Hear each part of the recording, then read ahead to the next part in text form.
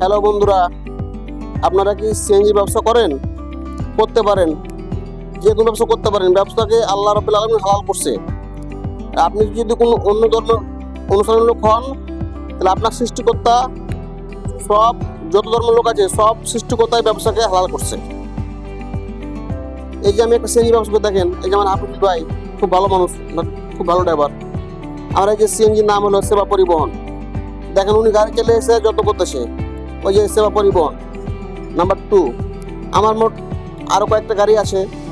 তা আপনার সিএনজি, যারা সিএনজি ব্যবসা করবেন, অবশ্যই অবশ্যই যে ড্রাইভার হাতে গাড়ি দিবেন কিংবা যে বাইকে গাড়িটা দিবেন, ওনার সাথে সবসময় সংযুক্ত রাখবেন। ওনাকে বলবেন যেন গাড়িটা যত্ন করে রাখে।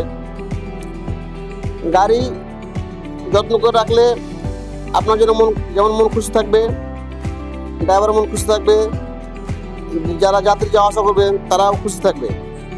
যত্নটা হলো মেইন জিনিস। যে কোনো জিনিস আপনি যত্ন করবেন। আজকে যেহেতু আমার হাফিজুল ভাই সারাদিন ইনকাম করছে, সে ইনকাম সে কত টাকা করছে সে আমাদেরকে বলবে, আপনাদেরকে আমরা বলবো। এখন সে গাড়ি মুছতেছে, সে বললে আপনাদেরকে আমি অবশ্যই বলবো।